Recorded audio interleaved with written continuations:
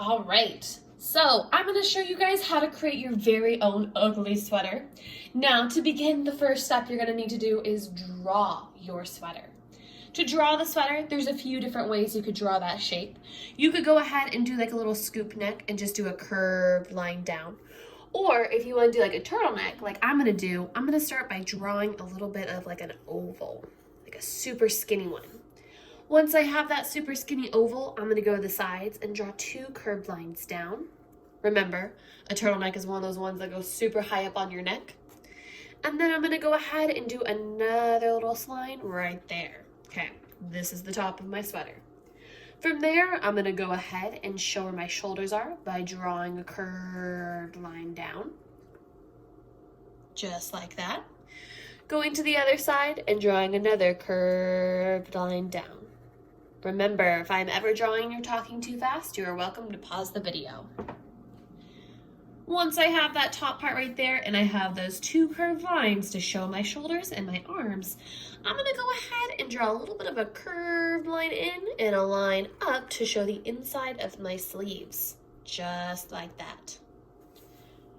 Once I'm done, I'm going to go to the other side and I'm going to do the same thing, drawing a curved line and going all the way up to show the other side of the sweater. Next, I'm going to go ahead and show where the inside of my sweater is, towards the body, by drawing a curved line on one side and a curved line on the other side. Then at the bottom, I'm going to go ahead and connect them, just like that. Once I'm done, I'm going to go ahead and go to the bottom and draw another little section down here. If you don't want to, that's okay, but I'm doing this to kind of show where it bunches up at the bottom. Then I'm going to go ahead and go to the end. I'm going to do the same thing. Draw a little curved area on the side and a curved area on the side for the sleeves, showing where it gets a little tighter around the hands. Awesome. Once I have this drawn, the next thing I'm going to do for mine is I'm going to add a little bit of a texture to show where it bunches up around the wrist and around this waist and around the neck. To do this, I'm just going to add a few little tiny baby lines in each of these little sections. If you don't want yours to bunch up, that's okay. You don't have to add this detail. It is up to you. So I'm done there. I'm going to go to the top. Same thing, just like that. All right, once you have the shape of your sweater drawn, the next thing you're gonna do is think about where you want those different sections to be. Because remember, we're designing an ugly sweater. But what makes an ugly sweater so ugly? Maybe it's the super over-the-top designs, such as having too many patterns or too many colors, or as kind of a silly or odd theme. Think of having a lot of sequins or a lot of glitter or a bunch of colors all added in to make a sweater. Something that you wouldn't normally wear on a normal day, but around like a holiday or an event, you might wear it to have it be over the top, to grab people's attention, to be a little bit silly. That's what we're designing today, making our own unique ugly sweater. Now, when you think ugly sweater, you probably think of the holidays. Yours does not have to be a holiday sweater. I know it's only December 1st, so you probably don't want to have a holiday one. If you don't, that's fine. If you do, go for it. But the first step of drawing the sweater to add our details to make it super ugly is to go ahead and create sections. When I say I'm going to create sections, what I'm doing is drawing some lines to identify where I want different patterns to go. I'm looking at my sweater and I'm like, I think I want to design here. I want to design over here, a design over here, design there, and I'm deciding what I want and where. The next thing I'm going to do is I'm going to think of 5 different patterns. I know, it's a few patterns. We're doing 5. Remember that a pattern could be colors, a pattern could be shapes, it could be like an image or a picture printed over and over again, but it is the idea of repetition, which means 3 or more repeating over and over again. Now, for my patterns, I'm going to go ahead and think of some different ones I could do. Now, you could go ahead and do like little snowflakes if you want it to be like a holiday themed.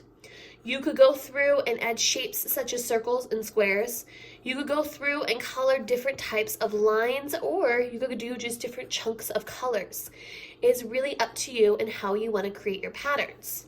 Now, I'm starting by going through and drawing my patterns. For example, I have some snowflakes down here. I have some stripes up here. Remember, you do not need to copy what I am drawing right now. Maybe you want to do some little circles with some more circles inside.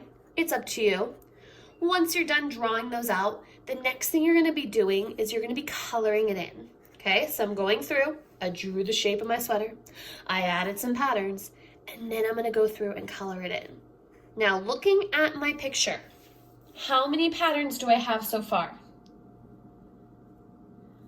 I have 1, 2, 3. I have some over here, but they're repeating the ones in the middle. So I want you to think of 5 different patterns. So I'm going through and thinking of a few more patterns I could do. For example, maybe you want to do hearts, maybe you want to do squares or circles. It's up to you, but creating your own unique ugly sweater.